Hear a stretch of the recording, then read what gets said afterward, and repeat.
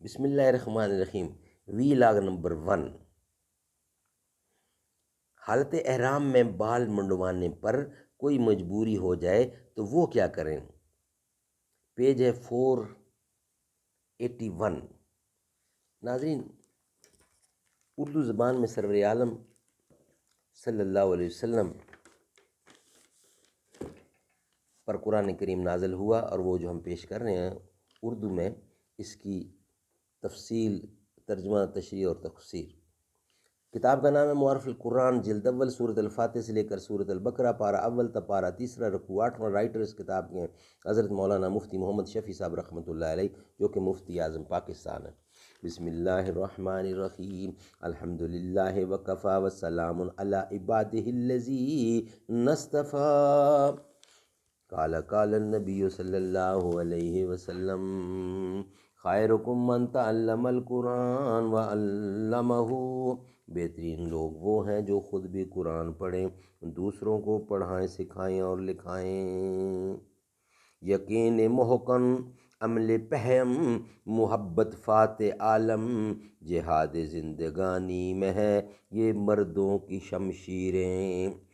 دل سے جو بات نکلتی ہے اثر رکھتی ہے، پر نہیں طاقت پرواز مگر رکھتی ہے۔ فمن کان منکم مریضا او بہ اذی من راسہ، میں ارشاد فرمایا کہ اگر کسی بیماری کے سبب سر یا بدن کے کسی دوسرے حصے کے بال منڈوانے کی مجبوری ہو، یا سر میں جوئیں پیدا ہو کر تکلیف دے رہی ہوں، تو ایسی صورت میں بال منڈانا بقدر ضرورت جائز ہے، مگر اس کا فدیہ اور بدلہ یہ ہے کہ روزے رکھے یا صدقے دے یا قربانی کرے۔ قربانی کے لیے تو حدود حرم کی جگہ متعین ہے، روزے اور صدقہ کے لیے کوئی جگہ متعین نہیں، ہر جگہ ادا کر سکتا ہے۔ قرآن کریم کے الفاظ میں سیام کا کوئی عدد اور صدقہ کی کوئی مقدار مذکور نہیں ہے، مگر حدیث میں حضور اکرم نے حضرت کعب بن عجرہ رضی اللہ صحابی کی ایسی ہی حالت میں یہ فرمایا کہ 3 روزے رکھیں یا 6 مسکینوں کو آدھا سا گندم کا بطور صدقہ دے دیں۔ صحیح بخاری۔ آدھا سا ہمارے 80 تولہ کے سیر کے حساب سے تقریباً 1.25 سیر گندم ہوتے ہیں، ان کی قیمت صدقہ کر دینا بھی کافی ہے۔ سبحان اللہ۔ یہ تھا وی لاگ نمبر 1۔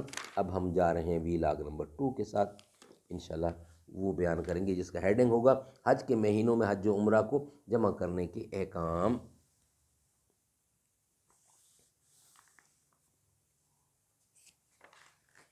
راہ خدا میں جان لٹائی، راہ خدا میں جان لٹائی حسین نے، راہ خدا میں جان لٹائی حسین نے، دین نبی کی شان بچائی حسین نے، سر کو کٹا کے کرب و بلا کی زمین پر، سر کو کٹا کے کرب و بلا کی زمین پر، ظلم و ستم کی آگ بجھائی حسین نے، بھائی بھتیجے بیٹے لٹا کر بھی دیکھیے، دین نبی کی لاج بچائی حسین نے۔